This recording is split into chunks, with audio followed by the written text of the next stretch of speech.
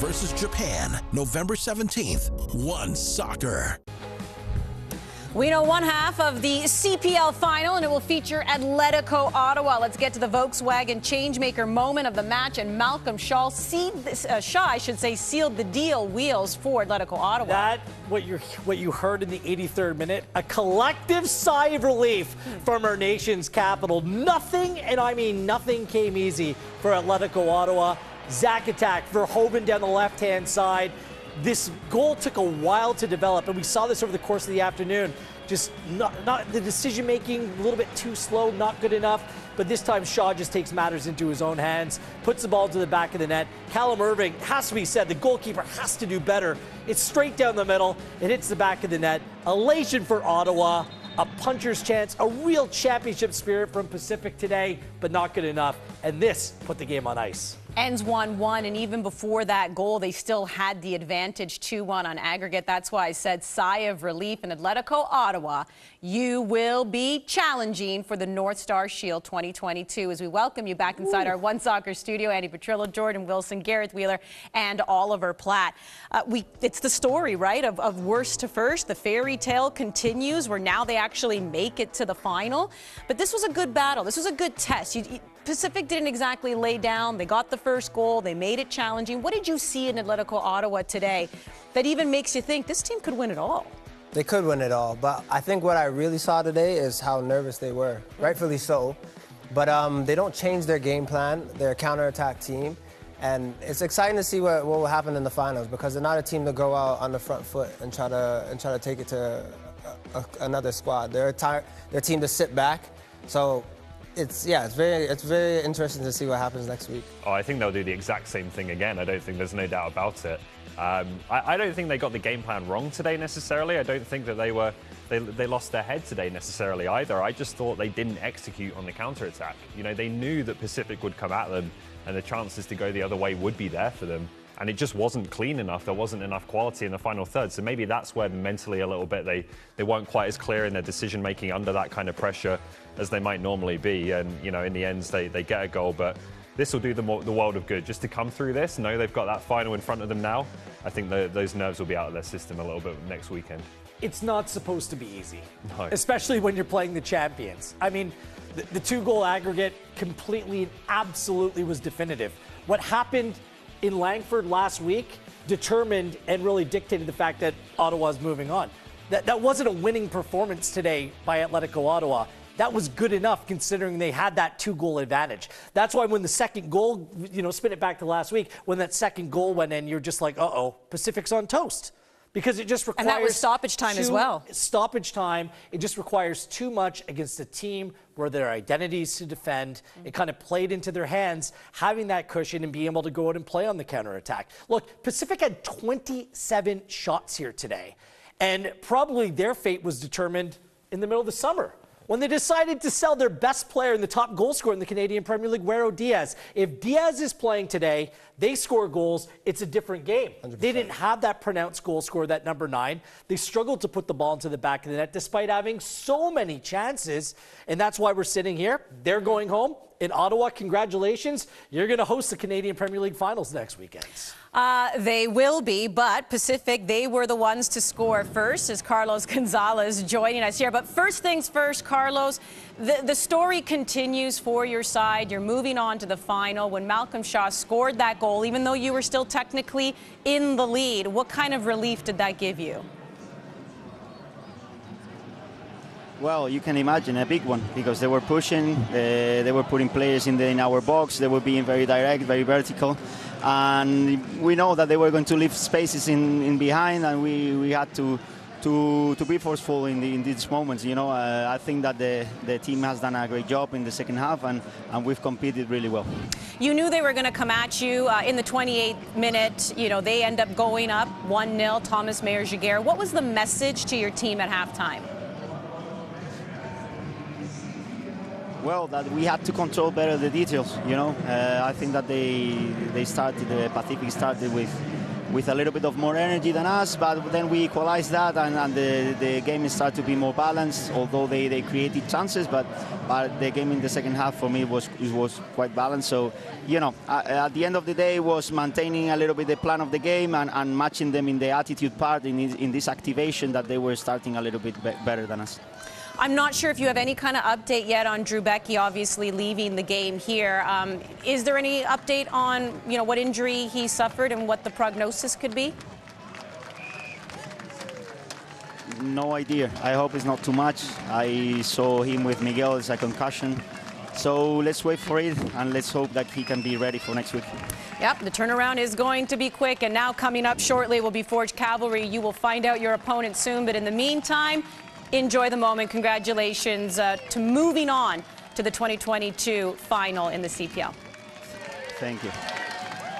Carlos Gonzalez now getting a chance to enjoy with the fans, because there are definitely the fans celebrating there. As we mentioned in the pregame show, they opened up another section at TD Place just so the demand for tickets were there. They don't disappoint. The fan base really excited for the first time since 2019 hosting a soccer playoff match.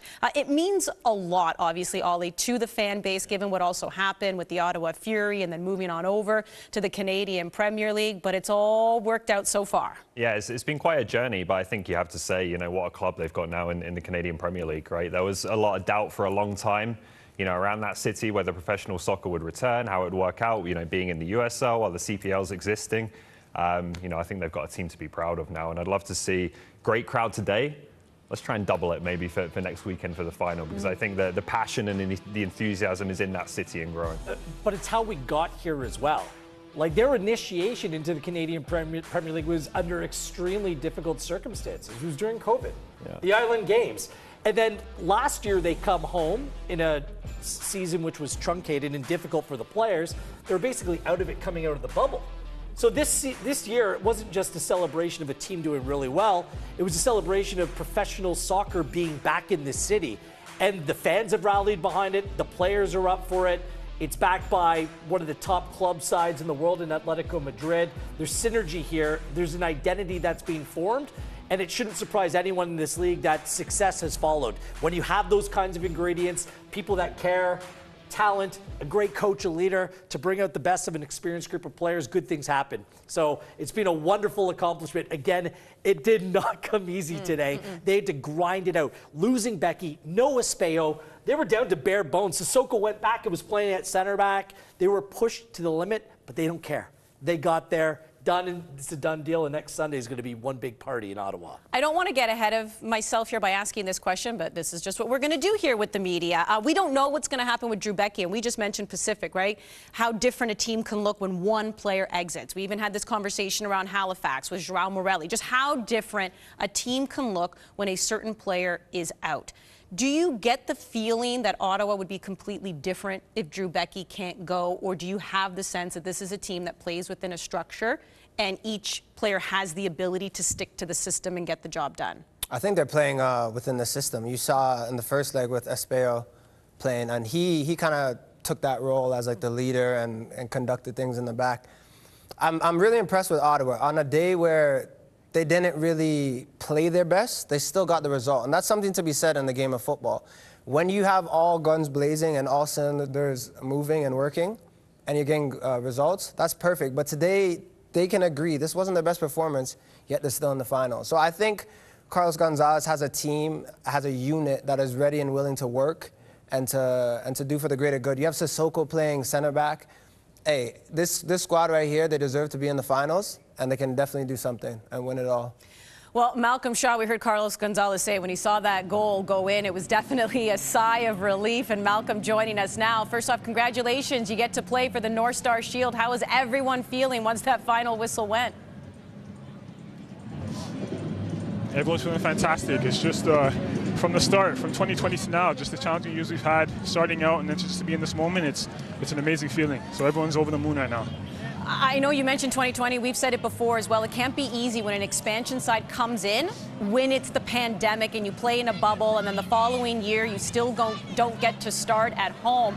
What are the ups and downs? What has it been to just get to the point to have a normal season like this year and really show your stuff? Yeah, it's just a great feeling. I don't have many words right now. It's just to come into this year and kind of have our first full legit season, and with a whole massive turnover with staff and players, to come in here and commit to something, and throughout the whole year just consistently show what we're capable of, and just to be in this moment. Our motto is one more match, one more final. So I think we just try to implement that every single game, and we've gotten to this point. So it's just a special feeling. Before we let you go, what was the feeling, what was said when Pacific did go up by a goal and they were really pushing you hard? Yeah, no, I think we just tried to keep our composure. Obviously, Pacific, they had a lot of the ball. They were attacking. We were sitting in our low block, but we kept our composure, and we were able to execute, and thankfully we got the result. So we were under a lot of pressure, but we kept our composure and got the result. That's it. All right, question, are you going to be watching the next game, Cavalry Forge, to see who you're going to be playing next, or is this kind of decompressed now and just enjoy the moment? Both. Enjoy the moment, but also curious to see who we're going to play next week. So definitely be tuned in for that. All right, well, then I guess you'll be seeing me in a little bit. So congratulations on the win. Exactly. And we look forward to next week, Malcolm. And great goal by you. Appreciate it. Thank you. Thank you. So Malcolm Shaw with the goal that really solidified the win. But, hey, you got to go back to net. You got to go between the sticks. Goalkeeper hugger over here to make sure you keep the ball out of the net. And even though Pacific ended up scoring in this game, Nathan Ingham still had to come up big with some saves here, as he does get the all-state save of the match, 67th minute. Who wants to take this one? Do you want to take this one? I'm going to look at you, Jordan. I'll take it. The one thing I want to point out with Nate Ingham with the save, it's not that he saves it. It's that he pushes the ball away from the danger area. That's a big thing for me. As a keeper, you can make a save and shot stop, but if you're making a save and you're just laying it now gently right in the six for a striker to tap that in, that's a poor save to me. So for him, I'll give him a little, you know what? I'll even give him one of these. He deserves it, honestly. He'll deserve it because, yeah, those are two big saves right in that moment. See, I do like keepers after all. But wasn't it just last week as well? I hope Nathan Ingham does really well, and he's a friend. I don't want him to win. I will never hear the end of it. We will never hear the end of it. But honestly, hats off to him. That was two great saves, but also a big match from him. The best player on either side over two legs for me. I thought he was absolutely magnificent. In both games, he made key saves at key moments to keep the score level, to prevent the second goal today. I thought he was brilliant. Yeah, well, he is nominated for Goalkeeper of the Year as well, and this is a player who's been part of the league since day one, 2019, starting with York and really growing into his own here with Ottawa. Well, who are they going to play? You got to stick around to find out. We'll get you set up for this match as well. Forge-Cavalry, that's coming up at 5 p.m. Eastern time. They are in Hamilton. Leg one ended in a 1-1 draw. Well, Thomas Mayer-Giguère put Pacific in this game. They just needed one more in order to send it to penalties.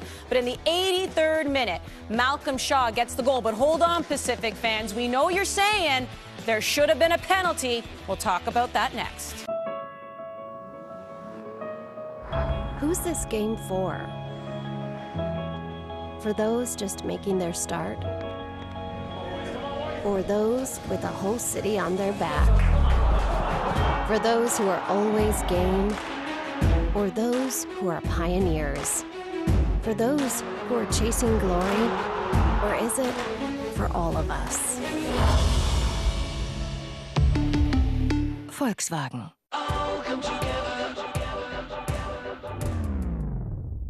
We call it the beautiful game, where artistry leaves you in awe, mixed with emotion that grips the soul. We are witness to beautiful goals, where unbelievable cannot begin to describe what we just saw. It is where pride comes to life on the pitch. Respect has been earned. This is where one game is found on one soccer. We created Carlsberg 0-0 because even the best things can be better with alcohol-free beer. Clean one-handed backhand is better. Balancing stuff is better.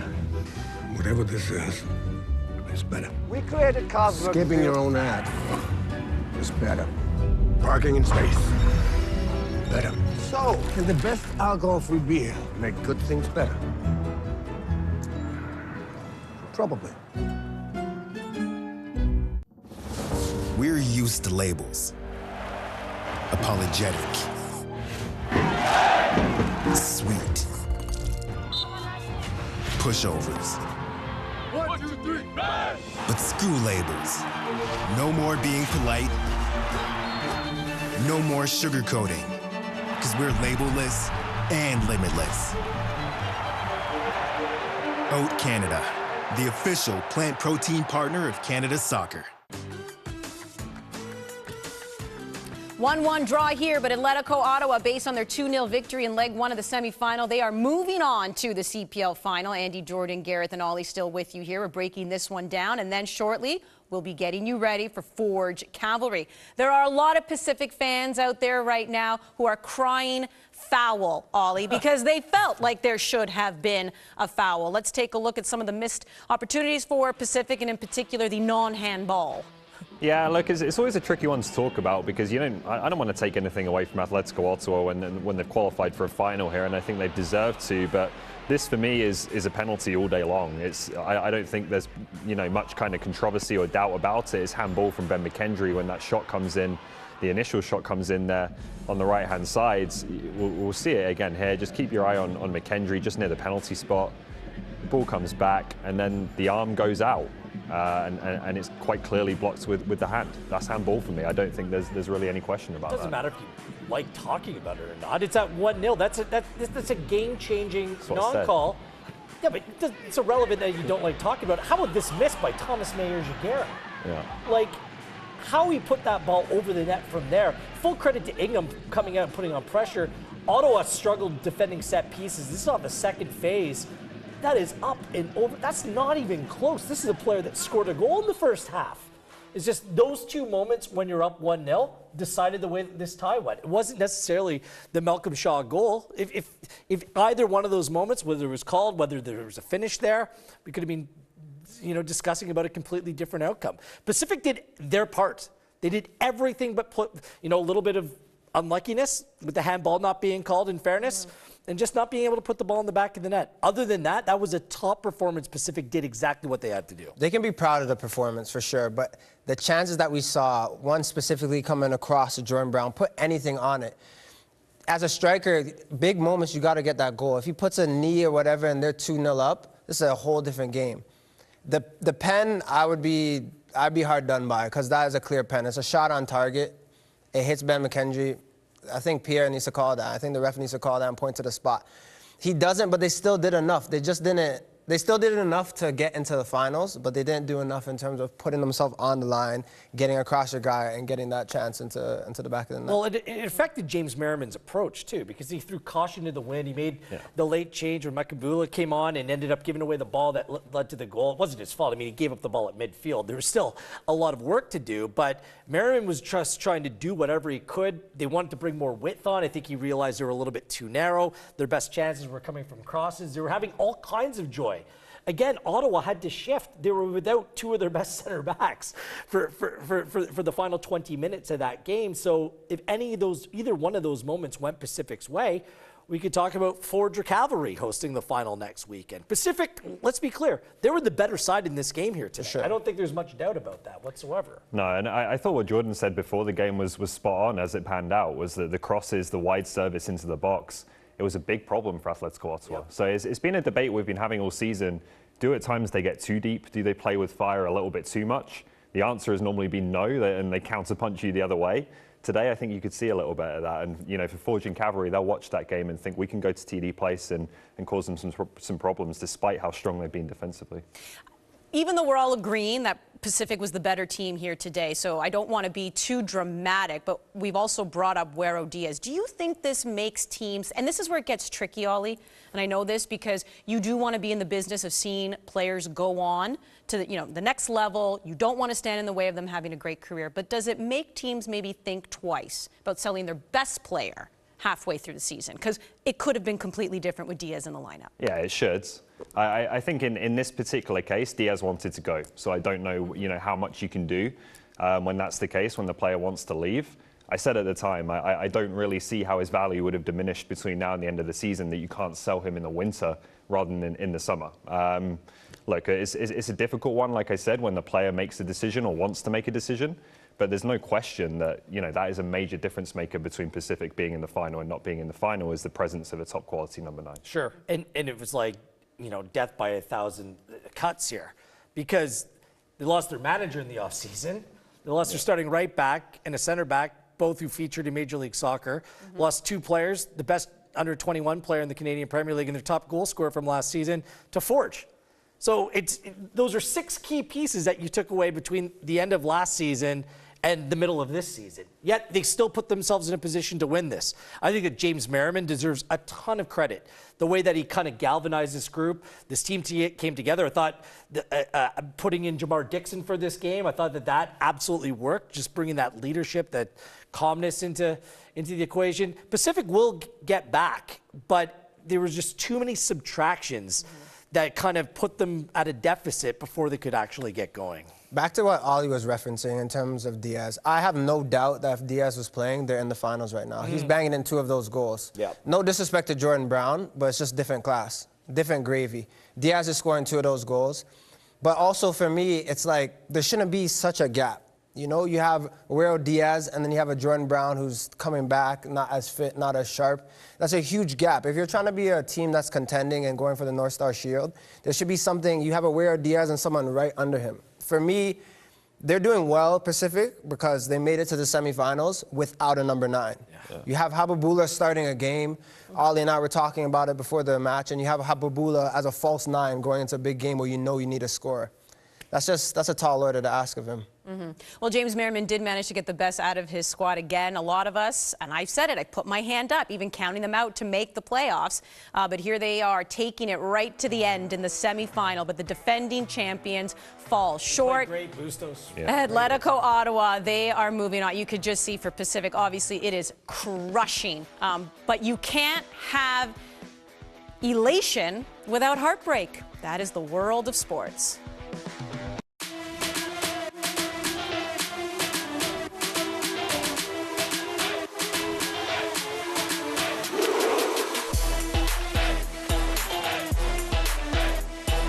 The 2022 Canadian Championship Final. No words, man, no words. Dreams come true.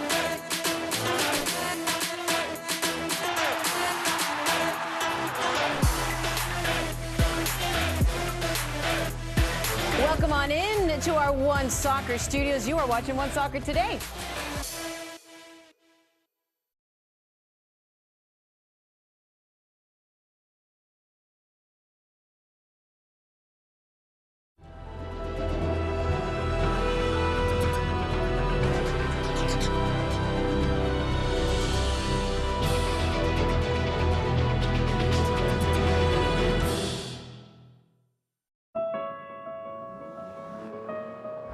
Who's this game for? For those just making their start? Or those with a whole city on their back? For those who are always game? Or those who are pioneers? For those who are chasing glory? Or is it for all of us? Volkswagen. There is something quite magical about heading into a new destination. A journey into the unknown. Not alone, but together, as a country, as a sport, ready to soar. We are Canada, and this is our sport. This is our time.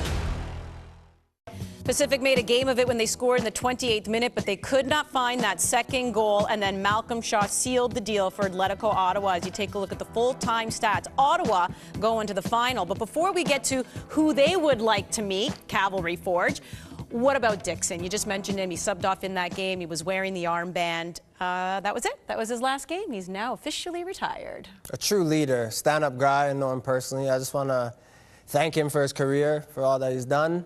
And enjoy retirement, buddy. I'm trying to give you your flowers because I think you're a heck of a player. And you're a hard tackler, similar to myself. But no, enjoy it. You've been phenomenal, and I'll never get the picture out of my head of Palmadou, Ka, and you last year lifting the North Star Shield, so congrats again. Yeah, that was a great embrace when we saw them. So he is a champion, that is for sure, and a great career. So congratulations, Jamar Dixon, on what was a great career and now the retirement. Hopefully you enjoy it. Atletico Ottawa, though, they move on. Who do you think they want to face? Oof. I think they want to face Cavalry. I'll say this. If Cavalry and Forge watch back that tape from today, they won't be scared. They won't be scared going into Ottawa, even with the crowd, even with that kind of advantage. Atletico Ottawa has only ever lost to Cavalry once. They absolutely own Cavalry. They'll be supporting them big time heading into this game. They don't like playing against Forge. Yeah, I think Forge has more capacity to do what Pacific did today and go to Ottawa and dominate a game like that, more so than Cavalry. So I think Ottawa would definitely be more comfortable seeing Cavalry come into town. Not to say that it would be an easy match by any means. All right, well, I don't know, did they have a sauna? Do you have a cold bath after a game? Whatever Atletico Ottawa has done. But now they're getting ready to watch this match because they want to find out who they will be facing next Sunday in the final. We're going to get you set for Forge Cavalry next right here. It's the second of our doubleheader on One Soccer.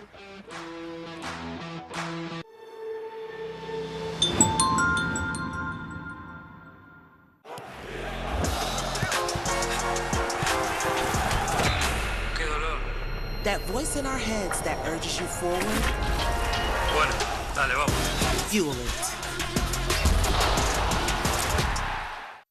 A new era for Canadian soccer begins today.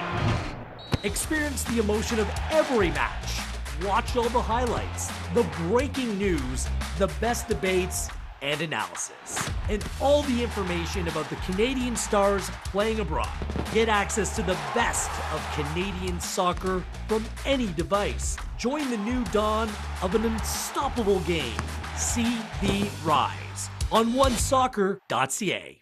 Canada's soccer heartbeat is growing faster as FIFA World Cup Qatar rapidly approaches. Are you kidding me?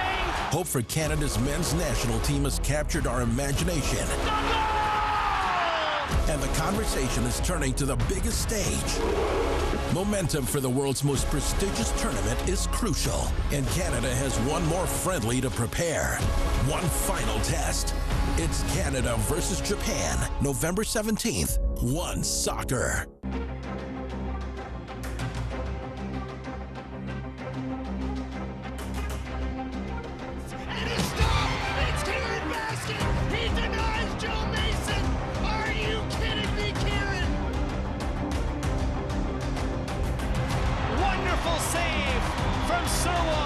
Cross, headed on, good save. Margot stopped by Pauli, rebound, stopped again. It is championship season in CONCACAF League play, and the finals are set. The finals for the Scotiabank CONCACAF League begin this fall. Olympia versus Alajuelense. One Soccer.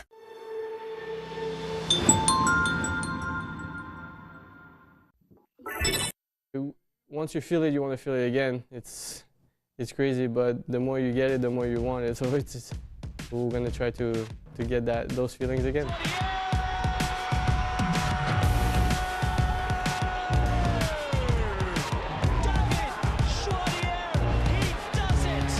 They don't give you a lot of chances, so you have to take your chances when you got them, when you have them, basically. And because the way they play, they take advantage of the small mistakes. So you got to be locked in every single minute of the game. It's my style. I try to bring this and try to take any advantage I can to help my team. Tomorrow's a massive testing. It's a massive opponent. So I would say to just play in 4 consecutive semifinals is a huge achievement. The preparation's been done. Everybody knows their roles, their jobs for the game tomorrow, so we're ready. And they want this result just as much as we do. So nothing's going to be given to us in that 90 minutes tomorrow. So again, with that said, we have to go, we have to respect them, we have to bring the energy, and we have to, I think it's going to come down to those finer details. We have to take our chances if we get them, and we have to give them nothing in the backside. For me, it's like big responsibility. I feel that because we need that. We need the trophy. It's going to be fierce for sure. You know, both sides are going to come out strong, and 2 heavyweights. You know, where both teams are ready to win and go to the final.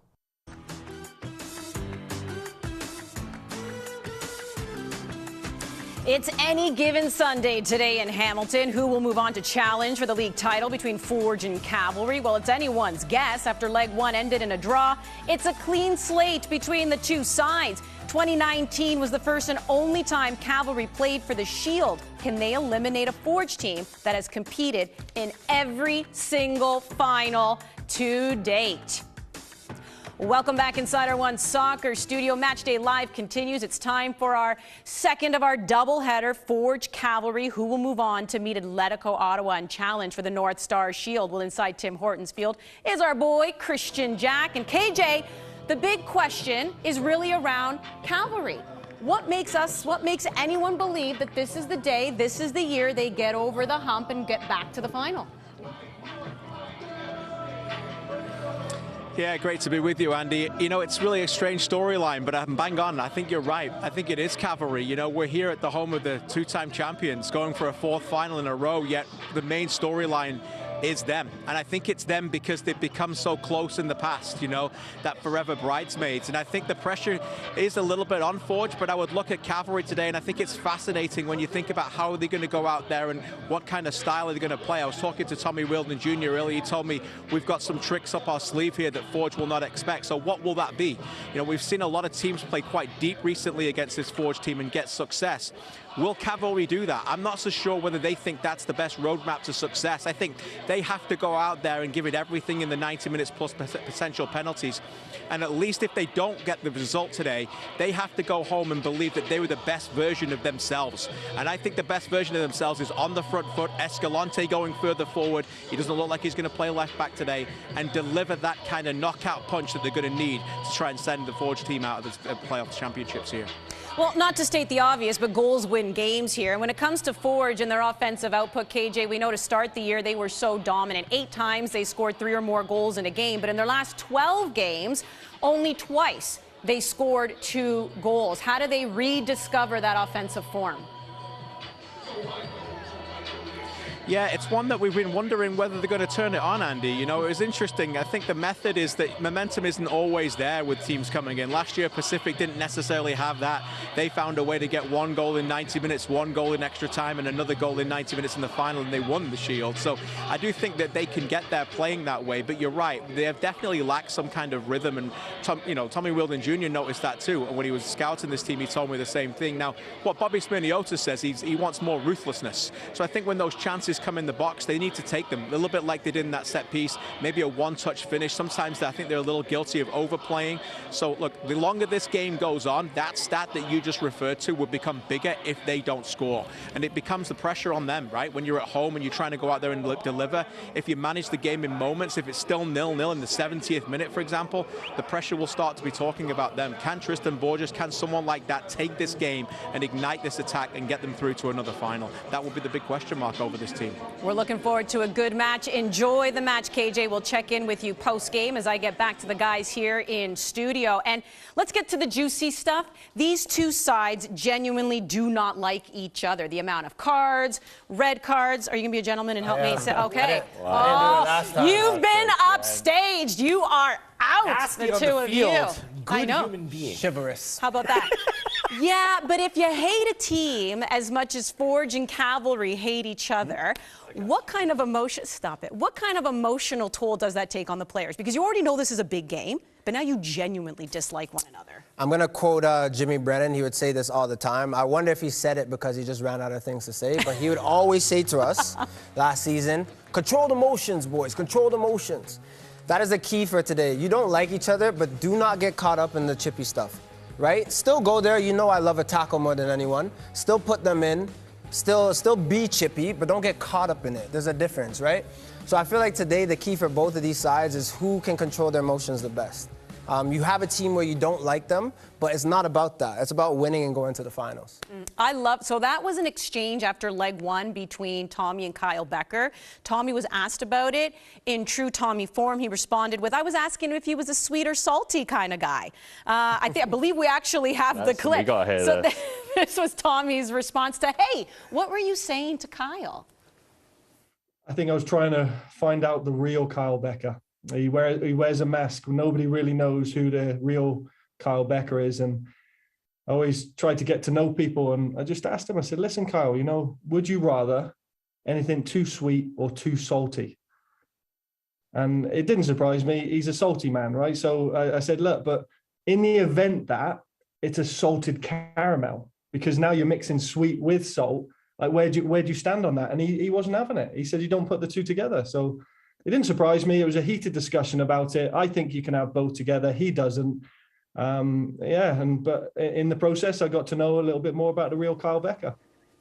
It is such a heated debate between sweet and salty to the point where I'm inclined to believe Tommy legitimately had that conversation with Kyle. Oh. I've been trying to pick hidden meanings out of that all week, like over the last couple of days. What did he mean by that? He's a salty man. He's a salty man. Is it that simple? I don't know. I actually had time to think about that. I just thank God that he didn't say anything about a river. I'm sick of this talk about stepping in rivers. Look, I love how this guy can like step back from it and like have a laugh and understand that he's poking the bear to a certain degree. I'm going to disagree with you, Jordan. Okay. I'm going to say, let's get ready to rumble! I think that the starting 11 by Tommy Wheeldon Jr. today screams, let's go into a scrap. Joe DiChiara back into the team. You know these Forge players don't like playing Joey D. Jose Escalante, a more attacking, more progressive role. I think that Forge, you're right. If Forge controls their emotions, they're playing at home, they let their talent do the talking, I think Forge comes out on top. I think if Cavalry gets in their heads, play that scrappy, acknowledge that this is going to be a fight over 90-plus minutes, I think that works in the favor of Cavalry. All right, well, listen, you just teased it, the starting 11. We're going to get to that when we return here. Who will Cavalry be putting out on the field? Who will Forge be putting out on the field? You got to think Captain Salty's going to be in the... I'm kidding. You are not, Kyle. You are actually really nice. He's a great guy. But this is what it comes down to. These two teams are already riling each other up. Cavalry, Forge.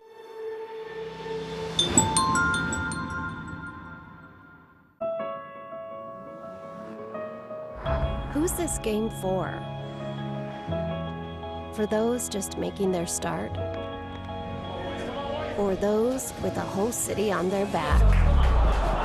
For those who are always game? Or those who are pioneers? For those who are chasing glory? Or is it for all of us?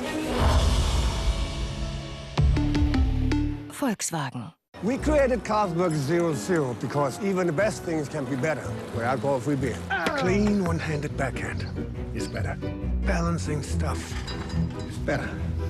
Whatever this is better. We created Carlsberg. Skipping your own ad is better. Parking in space, better. So, can the best alcohol-free beer make good things better? Probably. There is something quite magical about heading into a new destination. A journey into the unknown.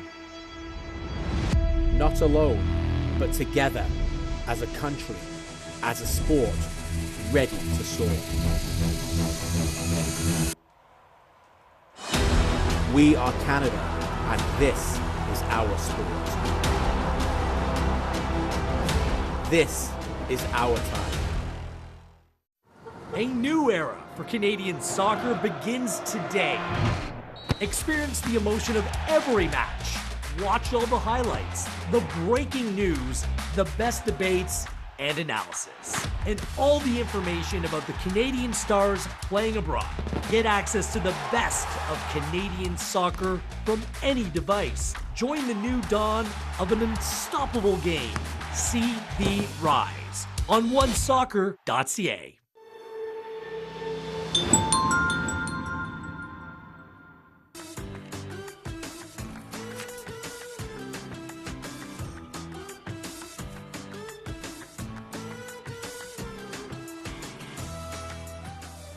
Beautiful day in the Hammer for a little footy. Let's take a look at Forge's starting 11 here. And yes, there is a big name there in Daniel Crutzen, who is back in the lineup for Bobby Smirniotis. You know we're going to spend a lot of time on him. But Jordan, why don't we begin with the captain and Kyle Becker, and perhaps even just the attack in general?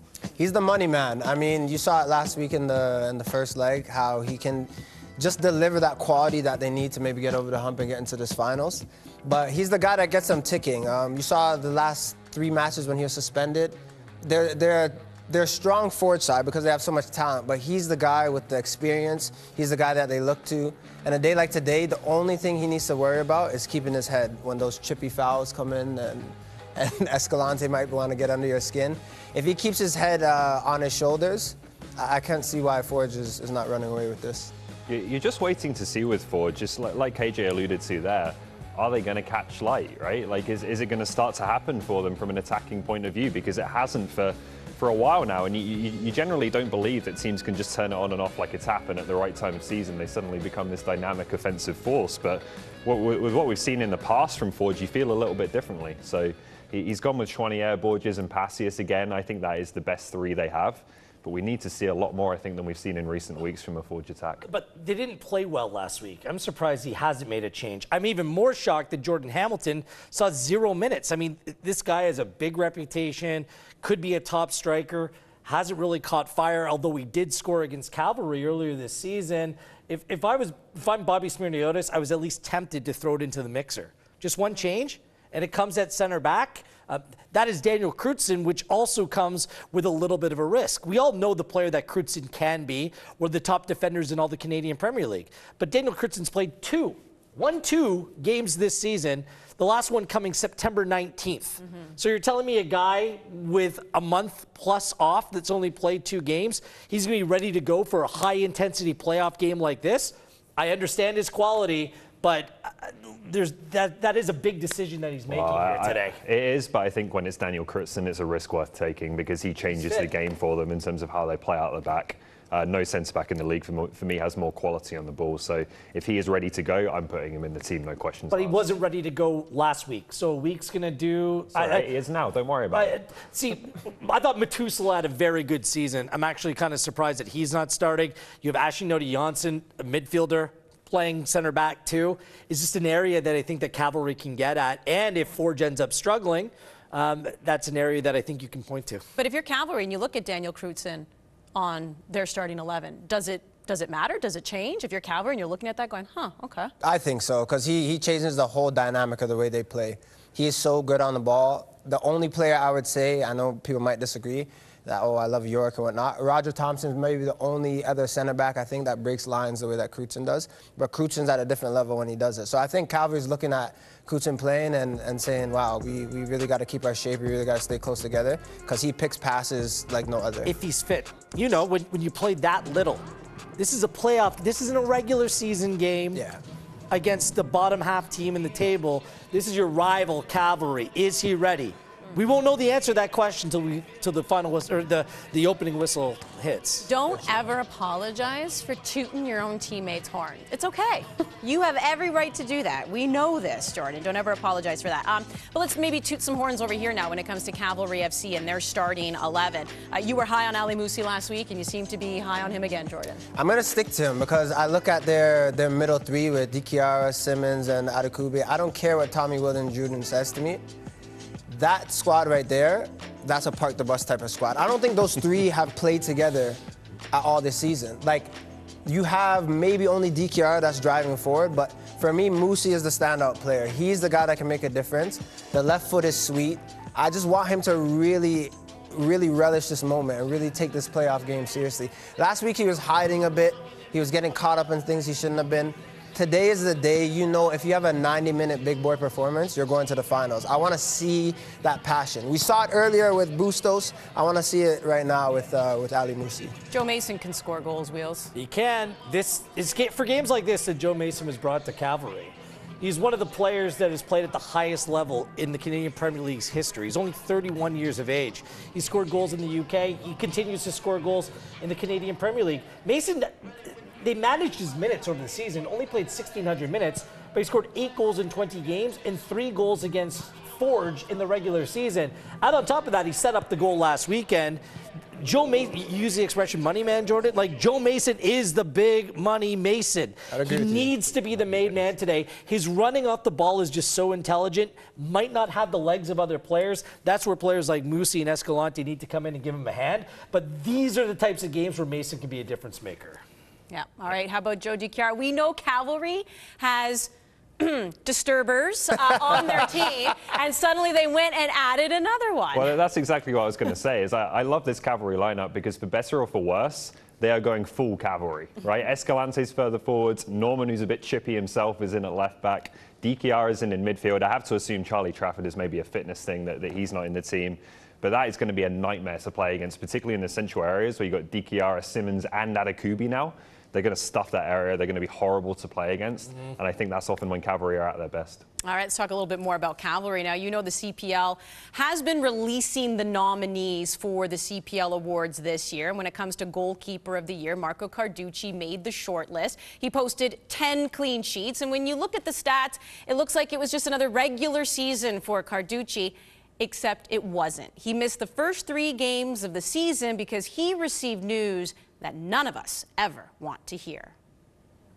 I'm trying to remember the feeling exactly, but I think when I was first told the news from the doctor that, you know, they'd reviewed the results and it showed testicular cancer, you know, the proverbial train hits you, but I was like, almost like a numbness that I was like, okay, now what? Cavalry goalkeeper Marco Carducci is in his prime. The 2019 CPL Goalkeeper of the Year has been a consistent performer in helping turn his team into perennial contenders. At the end of the 2021 season, the talk surrounding Carducci was not if, but when he would make the leap to Major League Soccer. And then on February 16th, 2022, during Cavalry's preseason training, the conversation changed. Carducci started the day like any other training day, but by the evening, he was in the operating room. Marco Carducci had been diagnosed with testicular cancer. I went straight to the hospital, go to the emergency room, kind of got like bumped through as quickly as possible, which I'm so grateful for. And then kind of sitting in those moments, a bit of solitude, having not really told anyone at the time. The anger definitely kicked in, and then the fear, right? Just sitting there thinking, okay, I'm gonna get this sorted with, and I don't know what this means, but that uncertainty was what was scariest, right? Let alone I was thinking, well, damn, I'm not gonna be able to go to training tomorrow. What does this mean for the rest of my season? What does this mean for the rest of my career? What does this mean for the rest of my life? What was the original diagnosis about when you could start playing? Did you start to wonder, okay, when can I get back out there? But how did it even come to that point? Like, when did you start just getting back into it?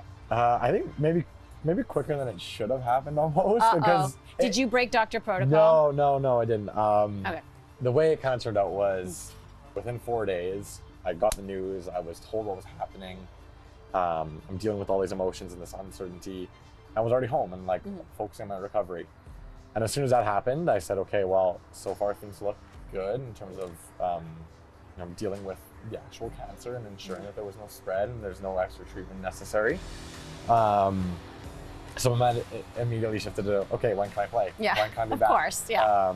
So yeah, at that point, again, working with the whole medical team, from my surgeon to our team doctor to my physio and athletic therapist and everyone at the club, you know, they wanted to make sure we were doing everything properly to make sure not only was I ready physically to play, but also ready mentally. I mean, the nature of the surgery was that, you know, one of the hardest things was that it wasn't like I was waiting for a knee to heal or a hamstring or a quad. It was this quite invasive surgery that just happened, and we need to make sure that your body is ready and healthy to go out there again and play. So I was a little bit impatient, but I followed the orders and made sure I was ready to go when I was back. And we know Marco Carducci will be between the sticks for Cavalry today. The Canadian men's national team, well, time is ticking. We are counting down to the start of the World Cup in Qatar. They have a couple more friendlies coming up, and that includes Japan on November 17th. It's an early one, 8:40 a.m. Eastern time. Be sure to join us right here on One Soccer as we get you ready for that one and continue to dissect what this team looks like before their first game in group stage action against Belgium. Let's take you back to leg one now between Cavalry and Forge and go behind the scenes with Tommy Wheeldon Jr. It's going to be one of those moments of emotional management, right? Because I don't think we started well. Okay, we didn't get in behind them first 5 or 10 and it allowed them to come onto them and a chance. But in big games, sometimes you have to ride a little bit of that. I would say our bigger moments have been bigger than theirs. And when they give us something and you've got Ali, Joe Mason, Alicon, Cantave running here and Dan Klomp running at you. Now, Dan, you hit top speed there, son. Volkswagen, the official automotive partner of the Canadian Premier League.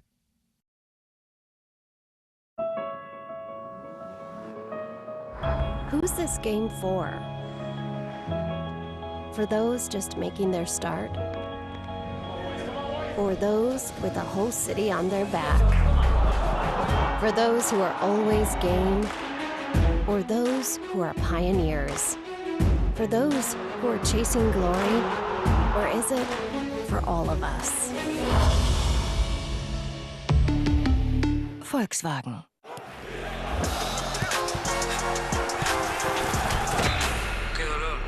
That voice in our heads that urges you forward.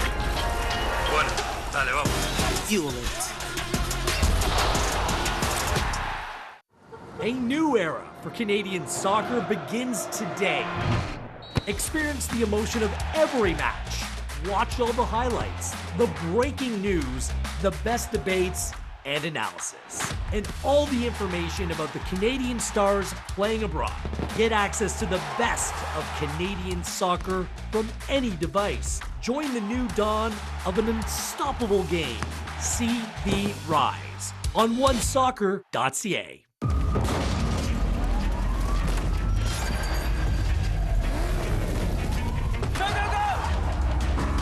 Gonna make it. We timed this out, remember?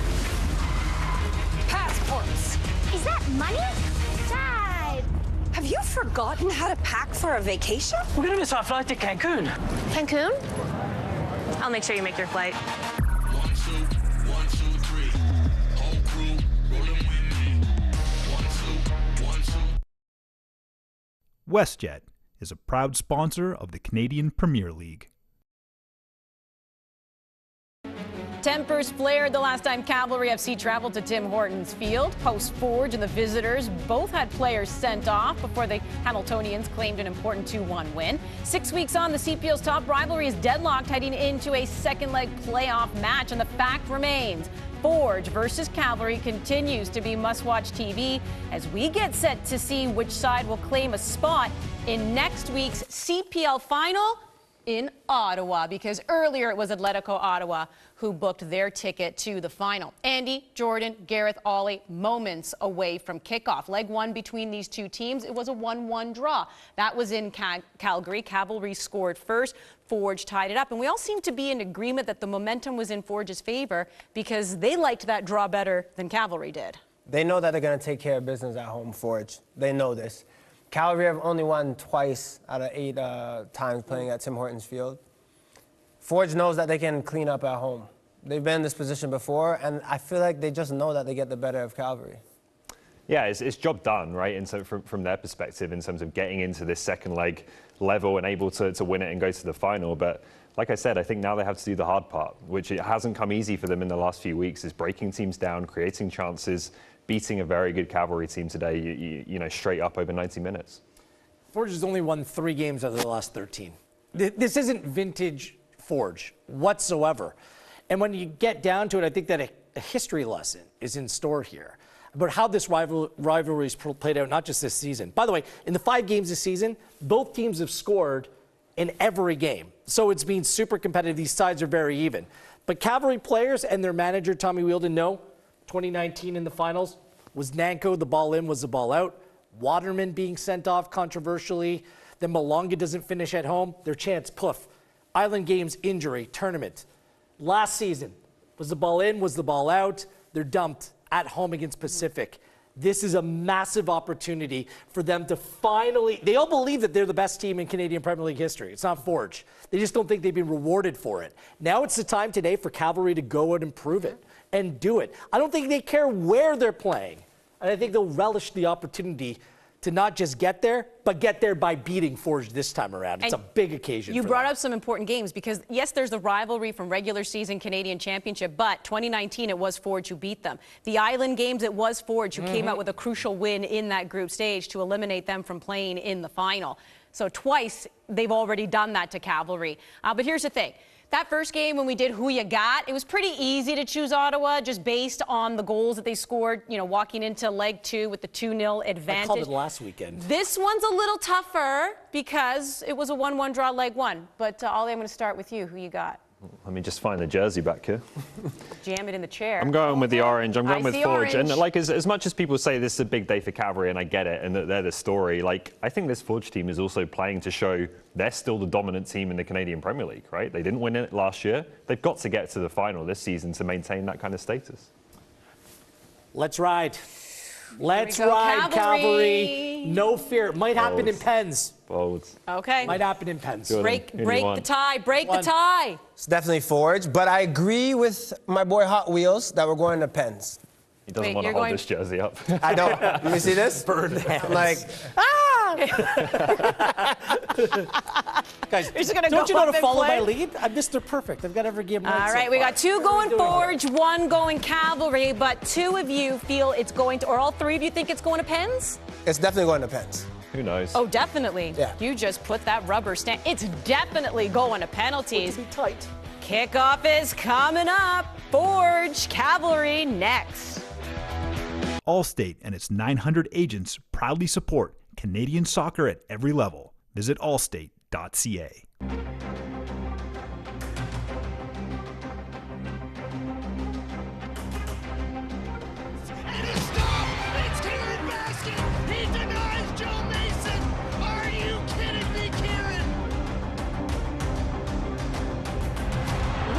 Save from Sirwan. Lacrosse, hit it on. Good save. Margot stopped by Pauli.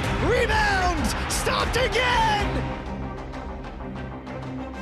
It is championship season in CONCACAF League play, and the finals are set.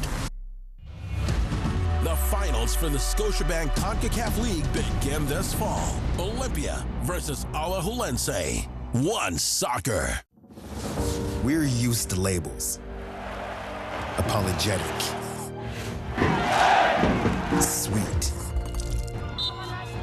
Pushovers. 1, 2, 3, bang! But screw labels. No more being polite. No more sugarcoating. Because we're label-less and limitless. Oat Canada, the official plant protein partner of Canada Soccer. Come on! Come on! Come on! Come on. Come on! Come on! Come on! Come on! Come on!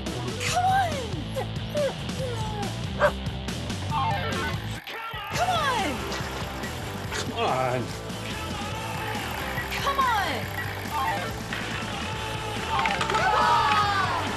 Play casino online at comeon.net. Volkswagen, the official automotive partner of the Canadian Premier League.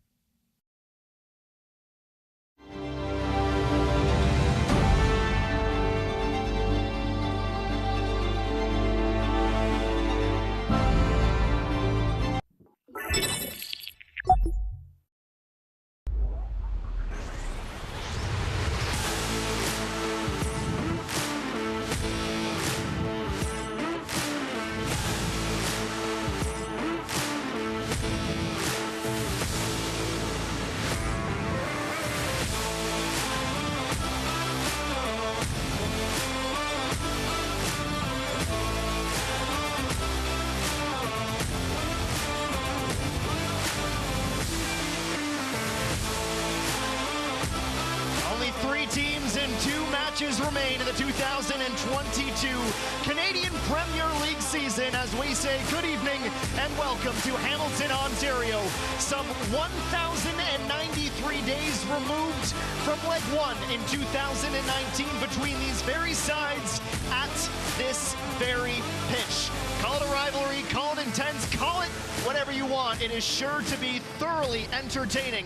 for the next 2 hours. Just one spot remains in next Sunday's Canadian Premier League final, with the regular season champions Atletico Ottawa awaiting a winner. Will we see a brand new side lift the North Star Shield if Cavalry get through, or will Forge go for their 4th consecutive CPL Finals appearance? Tommy Wheeldon Jr., Bobby Smirniotis, and these sides are ready.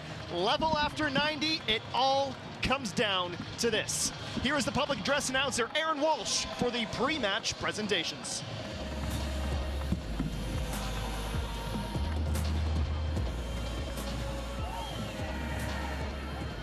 To all in attendance for tonight's match, we now ask that you please rise if you are able to. Remove your hats and join Emma Bow in the singing of O Canada. O Canada, our home and native land, true patriot love in all of us command. With glowing hearts we see thee rise, the true North, strong and free. From far and wide, O Canada, we stand on guard for thee. God keep our land glorious and free. O Canada, we stand on guard for thee. O Canada, we stand on guard for thee.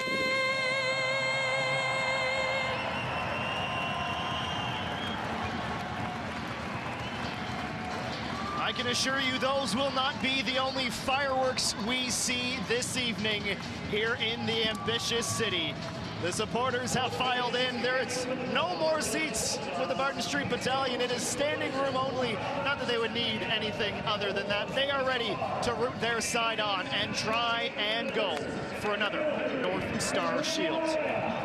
Here is the officiating crew on the day. It is led by Yusri Rudolph, his 37th ever appointment to the Canadian Premier League. That is the most out of anyone. The North York, Ontario native, 12th of this season. He did have Cavalry and Forge earlier this season at Atco Field. Forge would go on to win that game by 2-1. Lee Zarfa of Laval, Quebec, Jasmine Parr of Kelowna, British Columbia are the assistant referees. Fabrizio Stasola of Toronto is today's 4th official.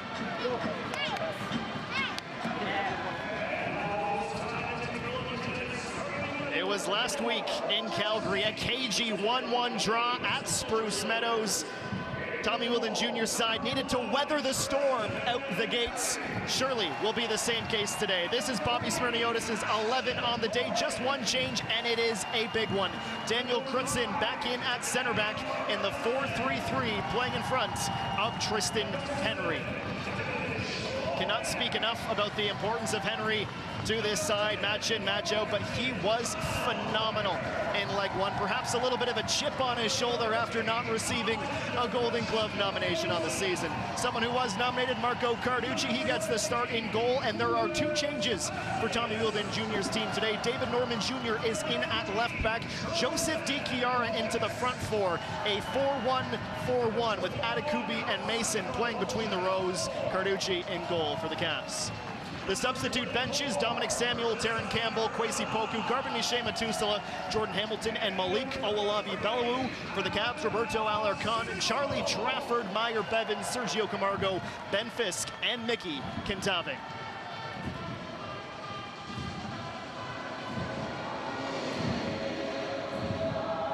You can draw so many parallels. The intensity, the anticipation. One thing you cannot compare to the anniversary nearly 3 years ago today of that first leg is the weather. 14 degrees, feeling like 13. Pretty remarkable for the 23rd day of the month of October.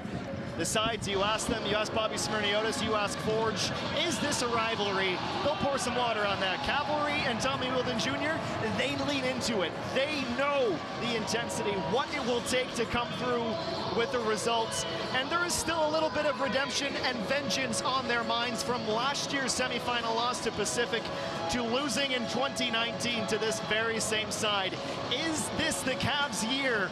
180 minutes of football remain until we can tell yes or no. 90 minutes, though, to decide a champion today.